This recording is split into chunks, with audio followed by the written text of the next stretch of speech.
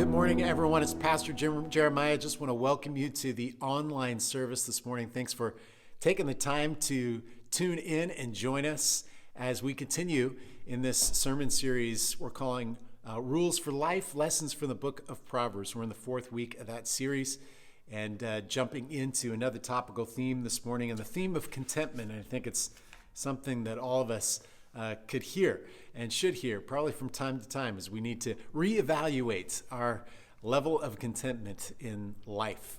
For those of you who are in the Seattle area, I just want to start by saying please stay in tune with the website and the church app on all the different events that are going on over this fall season.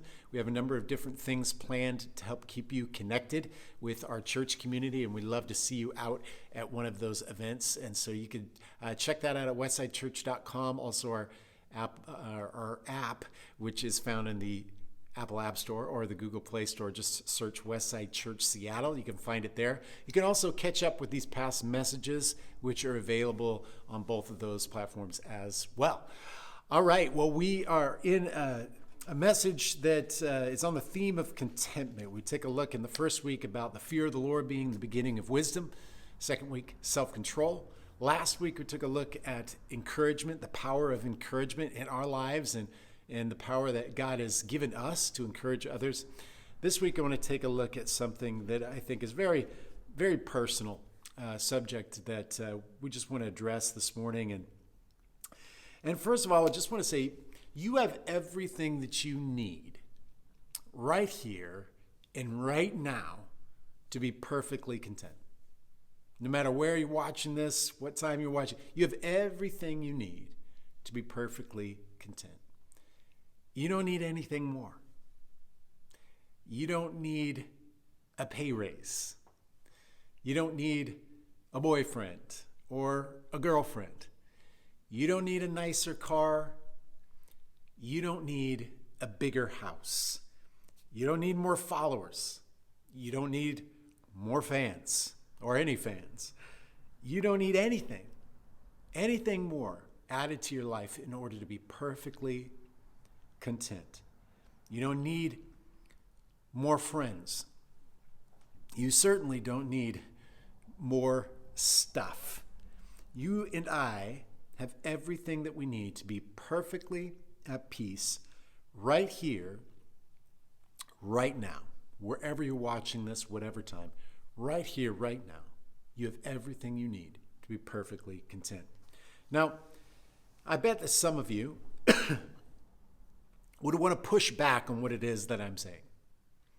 And you would say, if you knew my story, if you knew what I'm going through, if you knew what it is that I'm dealing with in life, you wouldn't say that, right? I mean, that's the temptation, right? To push back on that thought, on that idea that we have everything that we need to be perfectly content. And I would just say this.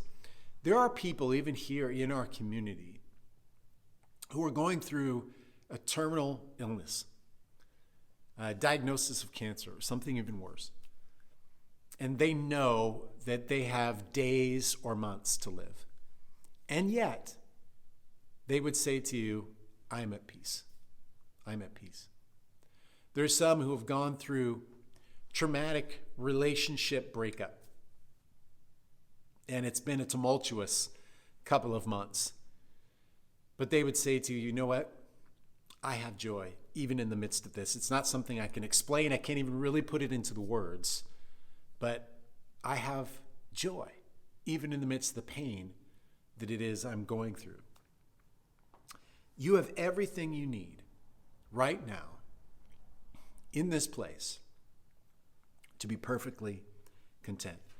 So let's wrestle with this a little bit. Let's wrestle with this theme of contentment and just unpack some of these ideas. There was a recent survey that was put on of millennials that asked what their most important life goal was. They interviewed thousands of different millennials, and it was revealed that over 80% of them responded that they wanted to be rich. They wanted to get rich. That was the number one goal in life. Some 50% said that the major goal of their life was to become famous. Maybe TikTok famous or Instagram famous.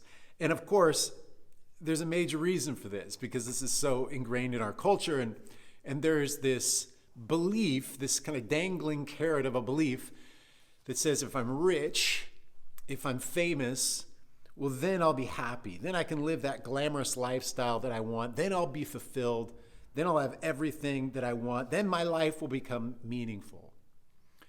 But the reality of the matter is that being rich is not necessarily an indicator of happiness or certainly not contentment. And being famous is actually hazardous to your health, especially when you consider the statistics of celebrity suicides, drug overdoses, relational breakups, all the kind of public ways that those things are spread out over the tabloids. It is not a recipe for a healthy and a prosperous life, at least not in the right terms. What does contentment mean? Contentment is defined by the dictionary as a state of happiness and satisfaction. I actually don't love that word happiness that they put in there. I would stick with satisfaction. It's a state of satisfaction. I think that defines it pretty well. The antonym to contentment is maybe you could say restlessness. Restless. Being restless is a person who's unable to rest or relax as a result of anxiety or boredom, which is an interesting duo right there. Either the anxiety of what's to come or the boredom of I need to add something more to my life in order to be entertained. But contentment, I think, is seen by most of us as a desirable state of being. However, there is something about that word that I think rubs us in the wrong way, or certainly me at times. I think of contentment as, well, doesn't that mean that I'm settling? Doesn't that mean that somehow I'm satisfied and I'm not driving or pushing to achieve more? Doesn't that mean I've kind of given up on some dreams and some ambitions that I might have? And we wouldn't ever want to come to a place in life where we are settling for anything less than what it is that we desire or the things that we've dreamed of or what we thought that we deserved. And so I think that there's something in that word that rubs us wrong in some ways. And then there is the more positive sentiments that we have surrounding the word contentment, such as peacefulness. Like, we love the word contentment because, well, that means I'm at peace. There's a certain zen, right, that comes with that word. And that is something I think we all desire. We desire to be in a state of peace. Likewise, the antonym to contentment is restlessness.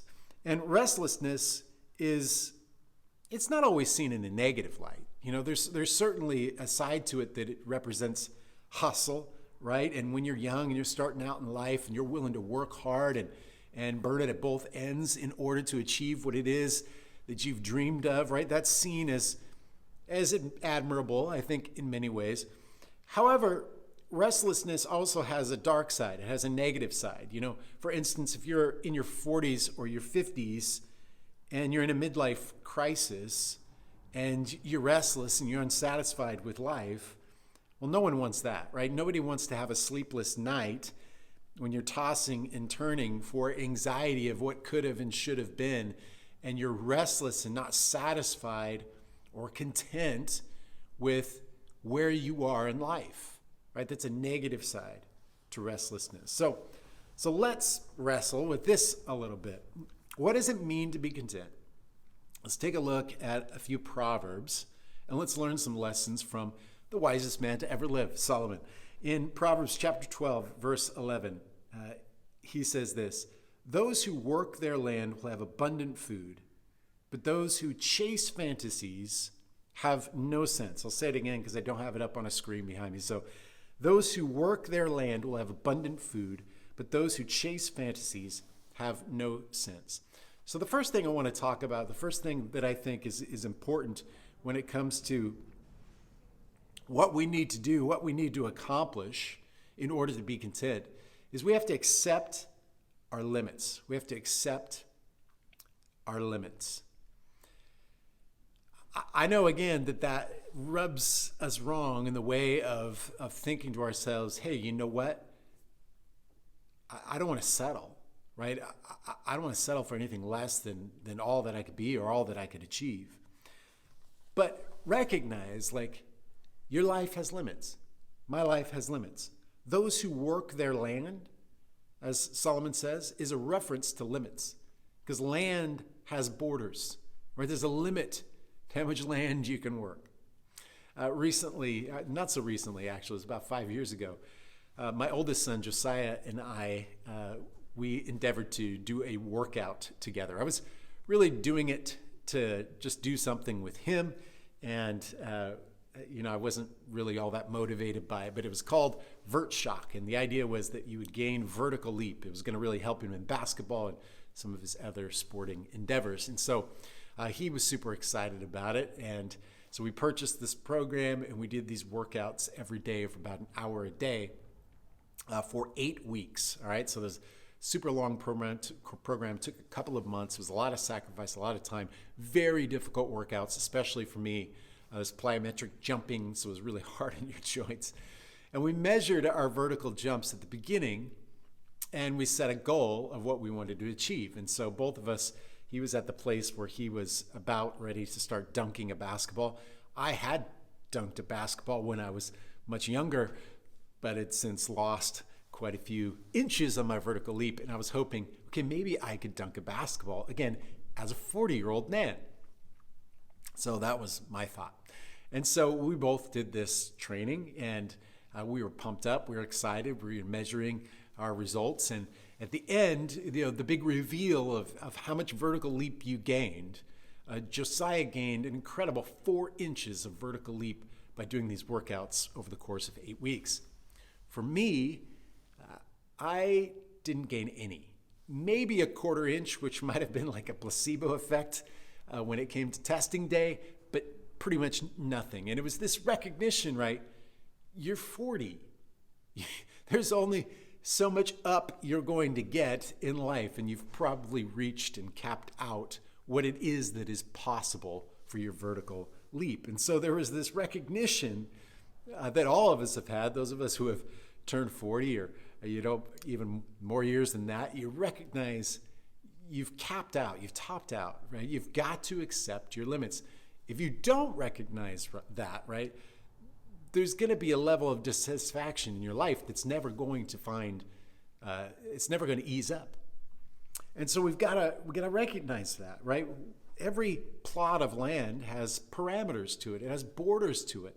Solomon says those who work their land will have abundant food, right? There's limits, right, to what we have to do. And within those limits, there's an abundance, right? There's a satisfaction. There's a provision for what it is that we need. Certainly there are those people in life who have a greater capacity than others. Maybe they have a larger plot of land, to use this metaphor. But we are all one and the same when it comes to, we all have a capacity. We all have limits. And when we're young, we say foolish things like, well, I want it all. And it's ambition. But very quickly, that ambition, that concept of I want it all, can turn into greed. And greed is insatiable, right? Greed is like a tornado, a vortex that sucks everything in its wake, right? It's unsatisfied. And it continues to want more and more and more and more. And greed doesn't have that quality of staying static, right? Or being satisfied ever. It always wants more. And when we get stuck in that vortex, it's impossible for us to experience any degree of contentment. So those who work their land have an ample food supply. They have provisions for their needs in life. Having an ample food supply means that your needs are being met. That's a good thing, right? Don't despise it. Don't take it for granted. Having your needs met is a beautiful thing. It's a wonderful thing. There's plenty of stories of people who took their home equity line of credit, invested it in some incredibly dangerous endeavor like cryptocurrencies or something along those lines, and lost everything that they have. So can you accept the fact that you may not be a multimillionaire. You may not have that lavish lifestyle that you may have always wanted or become ridiculously famous. Can you accept your limits? A key to being content is learning how to accept your limits. Now, I would say this, maybe for those of you who are just like, hey, I never wanted to be famous. I never wanted to be a multimillionaire. I've never had those kinds of ambitions or goals. Maybe that's not your stumbling block. But maybe for you, you're holding on to something that you don't have. Maybe you're holding on to the fact that he might change, but that may not happen. Maybe you're hoping that she may forgive you. That may not happen. Maybe you're hoping that they will say that they're sorry. But that day may never come. Even in the absence of those things, can you find a place of being content? Proverbs 11 verse 3 says, the integrity of the upright guides them, but the unfaithful are destroyed by their duplicity. The integrity of the upright guides them, but the unfaithful are destroyed by their duplicity. When you live in this constant state of being unhappy or unsatisfied with where you are at in life or what you have, what that leads you to is chasing endless fantasies, chasing some satisfaction in something else because what you have now is not satisfying to you. And you cannot stay faithful in your mind or to the things that you are committed to right now in life if you're constantly tortured by what's next. If you're constantly fixated upon what else is out there that might bring you some satisfaction. Find contentment with who you are, where you are right now, by accepting your limits. By accepting your limits. Second principle is this: set reasonable goals for your life.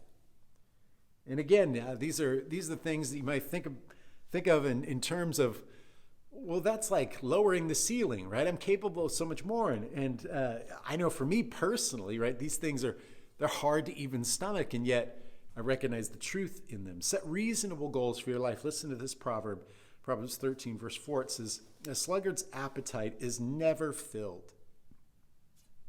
A sluggard's appetite is never filled, but the desires of the diligent are fully satisfied.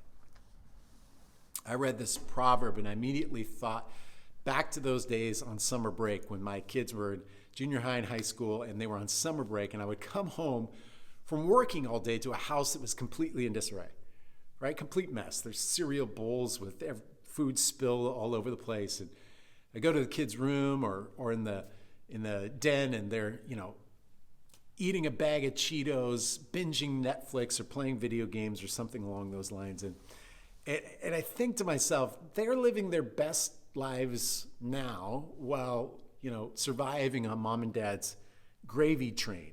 And I always want to bust out a proverb like this about a sluggard, right? And lecture them about laziness and lecture them about, hey, you've got to set some goals in life, right? You got to achieve something in life, even though you're on summer break, right? I mean, hey, you've got to get moving. You got to go somewhere, right? So that's kind of one extreme. But then there's another extreme. As adults, I think we can oftentimes have so many things that we want to accomplish and get the wheels spinning in so many different directions that we become overwhelmed by it. Here's an example of what I mean.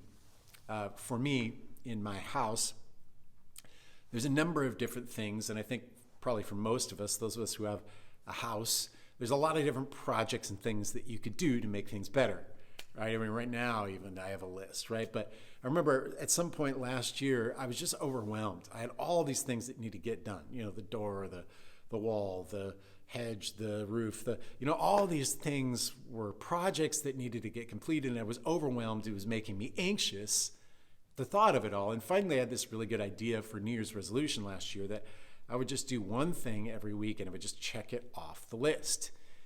And it was amazing as I was able to check those things off the list, how much better that made it. Things were still left undone.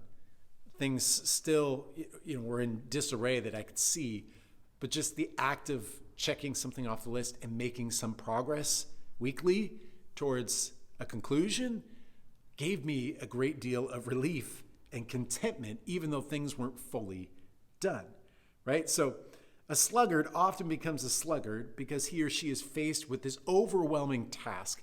And in the face of an overwhelming task, they just kind of throw their hands up and say, I can't do this. This is impossible for me.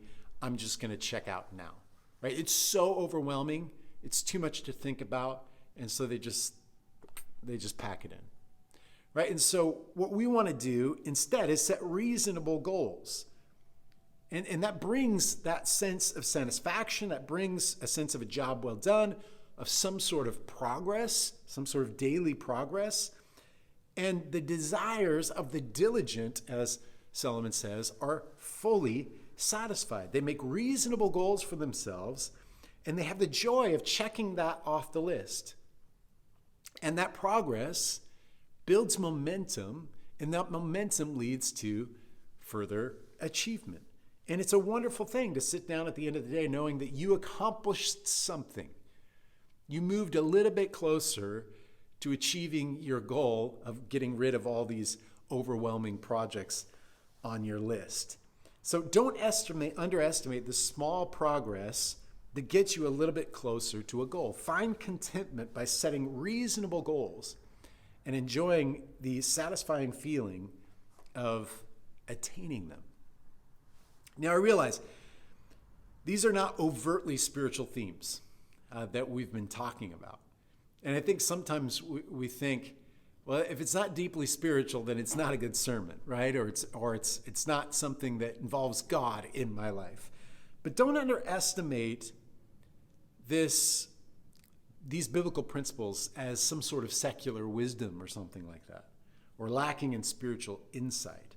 Many of us, we struggle with anxiety and despair because of the fact that we are overwhelmed by certain things in life. And just taking bite-sized chunks at a time and making regular progress would bring a great deal of relief. It would eliminate despair and anxiety, and that is an incredibly spiritual thing for us to do.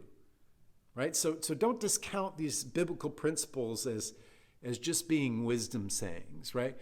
These are deeply spiritual principles and truths that we all need to live by. Okay, so you're going to accept your limits. You're going to set reasonable goals for your life.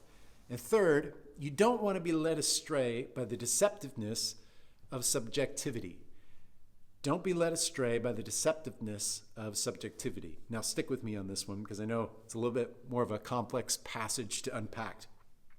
Proverbs 14 verse 12 says this, "There is a way that appears to be right, but in the end it leads to death." And then Proverbs 16 verse 2, "All a person's ways seem pure to them, but motives are weighed by the Lord." Researchers at Harvard University have undertaken an enormous research project on what determines a person's health, happiness, and longevity. And this study was conducted and ongoing over a 75-year period. It began in the early 20th century, tracking some 724 men from poor neighborhoods in Boston all the way up to Harvard University students themselves. Overwhelmingly, the research reveals that happiness, health, and longevity are directly linked to the health and the vitality of relationships. Without the vital connection of relationships, we either lose the will to live or we literally become ignorant to the patterns of unhealth and destruction that our behaviors and lifestyle are contributing to. In other words, if we don't have people around us speaking truth to the unhealth in our lives and the things that we ought not to be doing, the bad habits in every sphere of life, we suffer a lot of negative health consequences, happiness consequences, and therefore longevity consequences. And it's the dynamic And I think there's a number of different ways to look at this. It's the dynamic of a person who is well advanced in age, who wants to stay in shape and be healthy to enjoy their grandchildren, right? That relationship is motivation. Or being a young person who is driven to make his mentors and to make his family proud because of all they've poured into him or her, right? That's the kind of motivation we're talking about. It's the arrogant and conceited young man who discovers a woman who is worth achieving something for. And so he wants to be a better man, right? That's the kind of motivation we're talking about. It's the young person who believed that they had to have that lavish lifestyle. They had to become rich and famous in order to be happy or satisfied, only to fall in with a community of people who lived by a completely different standard and lived with a completely different value set. And he was liberated, or she was liberated from that subjective way of looking at the world and recognized, oh, that's wrong, right? I could be perfectly happy and satisfied just by living in a relationship with these people and being content with my lot in life. I don't need all that other stuff. Being caught up in your own mind and thoughts can leave you with a lot of blind spots. Sharing your plans with others, or as this passage puts it, submitting your plans to God and letting your plans and your thoughts be weighed by those who can judge you, or a God who could speak into your situation in a positive way, that determines whether or not you are thinking straight. And that's the principle here, right? You can get objective opinions about your thought processes to determine if you are thinking straight and right. And it's good to get feedback on those things and let other people in. I learned early on the importance of needing counsel when it came to making decisions and plans as a lead pastor for our church. You never want to be that leader who yells charge and then looks around and nobody's following you.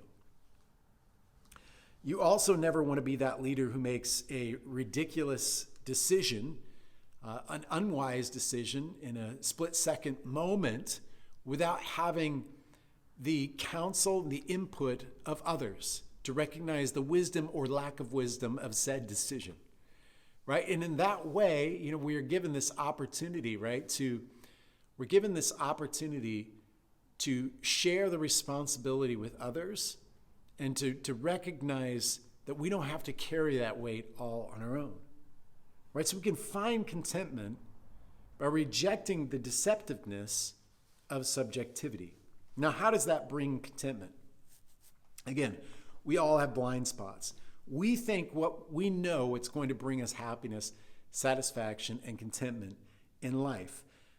But it's critical to invite others into that process because we might be missing something that someone else with more experience or a very different perspective could have insight on. And we're going to be more content when we reject a subjective, isolated life that is very limited in its view and understanding of what's going to bring contentment and happiness in life. And when we choose to bring others in and pursue the right goals, that brings with it a level of contentment in life. So don't be led astray by the deceptiveness of subjectivity. Bring others into the plans that you're making for your life. Lastly, I would say this, fourth and final. Be submitted to God's plan for your life. Be submitted to God's plan for your life. Proverbs 16:3. Commit to the Lord whatever you do, and he will establish your plans. How about Proverbs 16:9? In their hearts, humans plan their course, but the Lord establishes their steps. Have you ever had the experience of waking up one day filled with a sense of gratitude over how your life has turned out, in spite of how many broken dreams that you've experienced along the way, unfulfilled desires, or times in which you just haven't gotten your way? And in spite of it all, and in many ways because of it all, you are better off than you ever could have predicted that you would be. That's contentment. That's contentment. My wife, Deborah, always said while she was growing up that she would never be a pastor's wife. Her parents were pastors. She knew intimately, in and out, what that life looked like, and it was something that she rejected. She did not want to be a part of. And it was fine, because when she married me, I had no plans to be a pastor, and she made that clear that, she wanted to know, is that where you're headed in life? And that was not where I was heading in life. And nevertheless, that was where I ended up. And so I always say that God tricked her into marrying the man of her dreams, which I am the man of her dreams, by not letting either of us in on the fact that I was ultimately going to end up being a pastor. And so therefore she was tricked into marrying a pastor, something that she said she would never, ever do. Little did she know that she would find incredible contentment in that life, that she would be incredibly gifted for it, and that God would use her in so many wonderful ways as a result of submitting to his plans for her life. This is how life is. We don't always get what we want. We all know that and have experienced that, but in the end, we get exactly what it is that we need.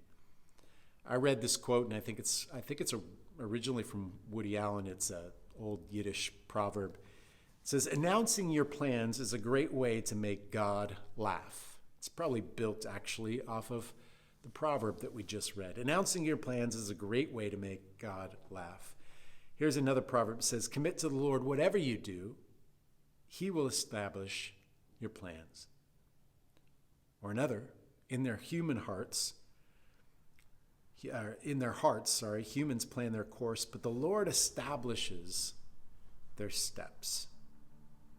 Find contentment by submitting to God's plan for your life. Find contentment by not being led astray by the deceitfulness of subjectivity. Find contentment by setting reasonable goals for your life. Find contentment by accepting your limits. Let's pray. Heavenly Father, we thank you that we have everything that we need here and right now to be perfectly content. You are our God.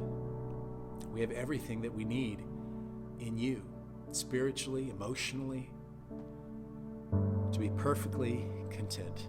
God, for most all of us, our needs are met. Our basic needs are met. We have everything that we need to be perfectly content. I just pray that we would rest in that thought.